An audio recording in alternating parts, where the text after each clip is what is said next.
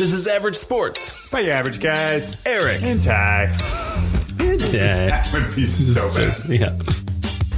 This is Average Sports. Your average sports. Average Sports. Thanks for tuning in to another episode of You're listening to Average Sports with your average guys. Average Sports, average guys, Eric and Ty. We're taking things a little off beat, off cycle, if you will, because we have a new league emerging. The last of the majors really coming to us. That's the NFL. They never changed. Their schedule is on point. As right, I don't think they pushed it even a week back, did they? Out of 2020.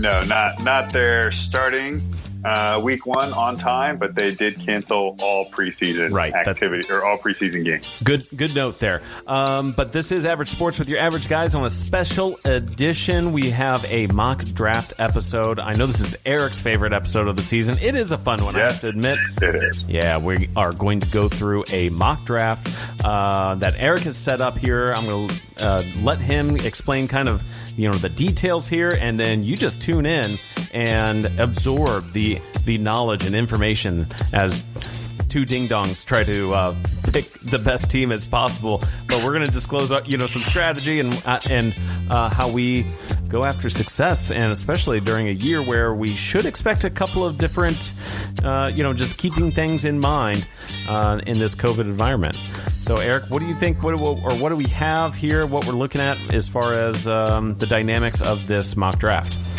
Yeah, so just so everybody knows kind of what we're drafting on. We're drafting on a full PPR league. We're drafting on a 12-team basis.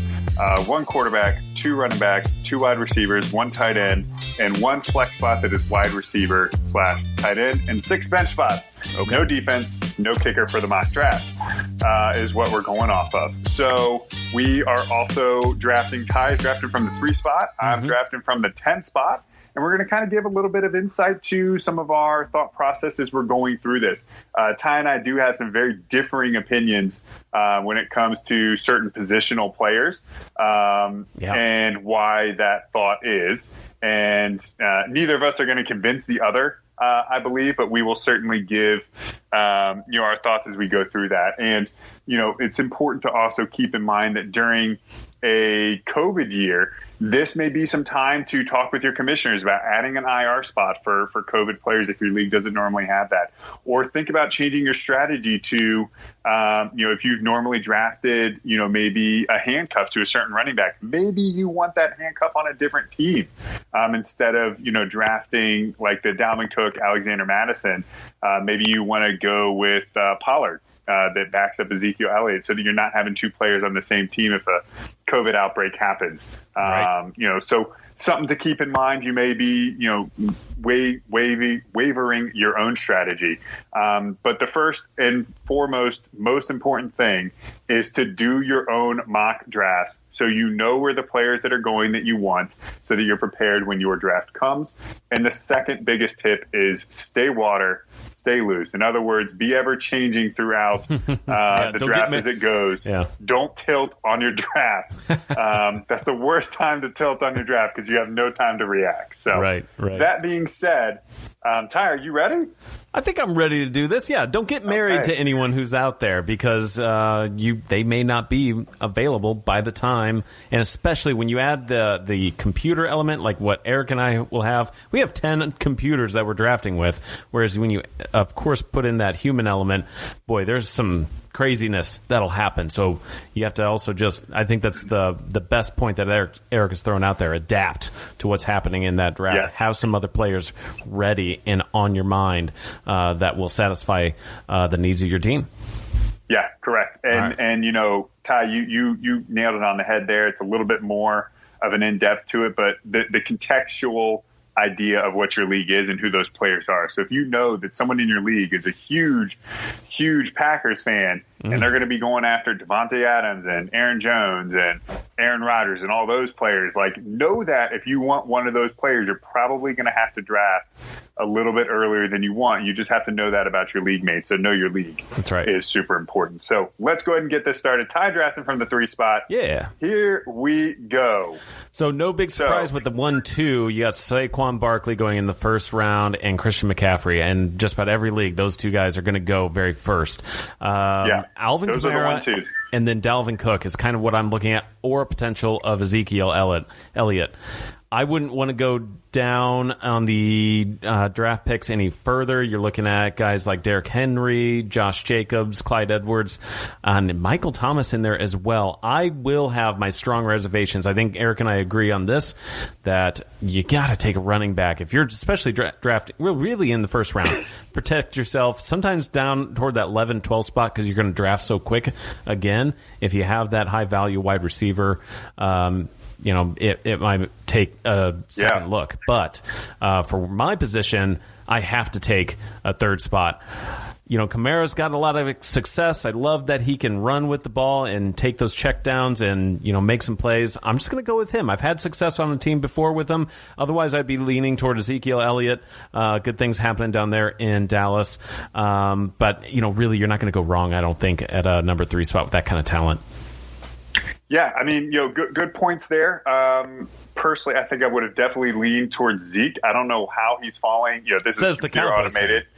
It says the Cowboys fan, but Alvin Kamara is not a 3-down back. He doesn't get the goal line work. Yeah. He just doesn't, and Ezekiel Elliott does. Yeah. And that's the difference maker for me when I would look at those two. Yeah. Big surprise, though. I want to call out Josh Jacobs being drafted at the 105. First of all, I love Josh Jacobs. He's fantastic. He's not the 105. Don't be crazy. Don't do anything silly like draft Josh Jacobs at the 105 as someone like Ezekiel Elliott's on the board. However, Josh Jacobs is definitely worthy of a first-round pick. So here's who I have on the board, and Ty is just going to laugh when I start naming off these players. So the first wide receiver did go. It's Michael Thomas was the first wide receiver that went. So the next best wide receiver up is going to be Devontae Adams. We have Julio Jones. Those are people I would potentially consider here. Tyreek Hill, although he just left camp injured. Then we have Joe Mixon, Kenyon Drake, Miles Sanders, Austin Eckler, and then Nick Chubb. So knowing what my strategy is, and I'm going to be a heavy running back first, second round drafter, especially with when I get into that, I've already kind of scoped it out. When I get into that 4th, 5th, 6th round, I love the wide receivers that are there this year in the 4th, 5th, 6th round, and I hate the running backs that are there. I don't want Todd Gurley on my team. I don't want Melvin Gordon on my team. I don't know what the situation is. They're coming off of not the best seasons and some injuries, and I'm just not confident about it. But I love other wide receivers that are there, such as like a Robert Woods. I would much rather have him versus, some of those other players right there. I'm looking at this. There's no way I would let him pass me up here at the 110 spot. It is Joe Mixon. No. He's too dynamic. He's too good. He is involved in the passing game. They are doing a lot of checkdowns in that system. So I think it easily was an easy pick for me to go that route. Easy pick. Yeah. Okay. Yeah. Every year. He's perennial for you. Yeah, he's been for several years, and drafting at the back of the first. I love grabbing Joe Mixon. All right. Well, we had a couple wide receivers go off to one team. Devontae Adams, Tyreek Hill, Miles Sanders, Kenyon Drake also went. And so I'm back on the clock, and now I'm looking at who do I want here. I'm still Julio Jones is there. I love that. DeAndre Hopkins is there. A new situation for him. But I'm going to lean towards someone that I know is going to get a ton of work. They're going to be shifting another back into more of a wide receiver role potentially this year. And this player is a 3-down back. He doesn't catch the ball as much, but I love what he does, and he's in a solid situation. It's got to be Nick Chubb for me. All right, we're going to knock down a couple more wide receivers, but in the second round, we're already seeing the QB big names emerge. Of course, that is going to Lamar Jackson and Pat Mahomes. Ooh, Eric, I do think you and I agree that second round is just going to be too early to grab your quarterback. It's about 8 rounds too early. 8 rounds for you. Yeah, I think you could really give if your league, you're following a very similar suit. If everyone drafted like an Eric, you are going to have then, of course, all those great QBs down later in the league. But if one is dangling, if they fall, if a Mahomes is there in the 3rd or 4th round, I think you should level up. If Mahomes falls in the 3rd or 4th round, I'm gonna nab him up. That's an opportunity cost I'm not willing to pass up. Right. But I'm not passing up, let's say, someone like an Austin Eckler or DeAndre Hopkins for Patrick Mahomes. Okay. And in the second round, I'm just not going to do that because the quarterback that I'm going to get around the positional players that are going in the 8th, 9th, 10th round it's too big of a difference versus what that quarterback would be. Yes, Patrick Mahomes is better. Yes, Lamar Jackson is better, but they're not that big of a gap better versus a DeAndre Hopkins and, whatever that, back end, number 2, number 3 wide receiver is going to be. The opportunity cost is too much for me there. All right. To backfill, what else happened? Julio Jones, Chris Godwin, and DeAndre Hopkins are some of the receivers that went. Looks like then Austin Eckler is the only name that we didn't mention. So that leaves me with some names like Aaron Jones and James Conner as the top running backs that are in front of me. I also see some big name tight ends. And I got to tell you, the way Travis Kelce went to just destroy everyone mode last year with a great quarterback who's now undoubtedly found his stride. I'm going to go back to Zeus on this guy. It took a couple years to really start regularly producing. We always knew the talent was there. He is broken out. He is established, and that guy is crazy good. So, yeah. And I like what happened for you here, too. If you were going to go a tight end, this is the spot you wanted to be. You wanted to be one of those like first, second, third picks that then comes back on the turn where you can go running back, get that tight end. If that's your strategy. And then you can circumvent with what's still left on the board. Like an Aaron Jones is still there. James Conner fell to you. But this is where you start to get into some of those murky.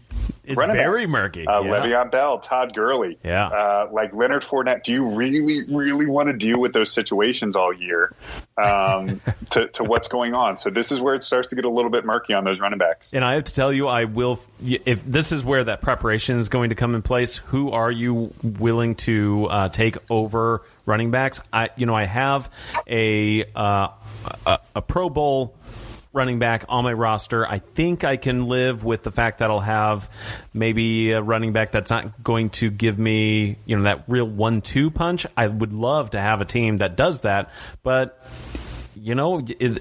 when you're looking at these names, Todd Gurley and James Conner, Aaron Jones would probably do a good job this year. I have a good feeling about that. But then again, it is, as you put it, murky up in Green Bay. Leonard Fournette, it's just not all been there. But then you have these wide receiver names, Juju Smith, Odell Beckham Jr., come on, Allen Robinson and Adam Thielen. But right in front of me, top of this list with Tom the GOAT Brady throwing the ball, Mike Evans. I'm willing to take that bet, Eric. I want to see what happens. Can't wait. Hey, not a bad pick. I would just be concerned that Mike Evans is more the downfield threat versus Chris Godwin, the underneath. Yeah, and Brady doesn't throw a ton of that with Mike Evans. So now Tom Brady hasn't had a wide receiver core like this in years. So, kind of up in the air. So who knows? Yeah. Unfortunately, the player that I really, really, really wanted went right before me, which was DJ Moore. I am super happy taking DJ Moore as my number 1 wide receiver this year, especially if I go running back heavy. So, totally. Hey, wait a minute. Who's throwing the ball in Carolina this year? I already forgot. It's going to be Teddy Bridgewater. That's right. Yeah. Okay. Yeah, I like that. So here is where we kind of look is like, hey, do I want to take another running back and kind of lock that position up? I'm coming back on you the turn. And this is where if I do something like that, I'm then not looking for a running back until, rounds, 8, 9, 10. Like I've locked it up. I'm set. I don't have to look at it. But then there are some other ones out there. Odell Beckham, Juju Smith-Schuster, Amari Cooper Kupp, Calvin Ridley are some of the other names out there that I really, really like. And there's one that I know I'm going to reach for on the next round. There's no way I'm letting him pass me up, but I can get through. And I'm going to go ahead and I'm going to grab. I think I'm leaning towards grabbing a third running back and really locking that position in. And it's going to be Leonard Fournette. I think his situation's better than Todd Gurley's. It's better than Melvin Gordon's because Melvin Gordon, I think, is still going to be splitting time with Lindsey. even though they paid him. And Jonathan Taylor's going to take a while to warm up because Marlon Mack is still an absolute beast. So it's going to be Leonard Fournette for me. I know he's going to lose some passing work, but I'm okay with that. So when I go back to the board as well, and I know it's your pick here again, I'm seeing a lot of running backs that have gone as it most often would. So already that's telling me while I have several more turns ahead of me, I am shopping for that next running back, possibly two running backs, because they have been the hot commodity. That's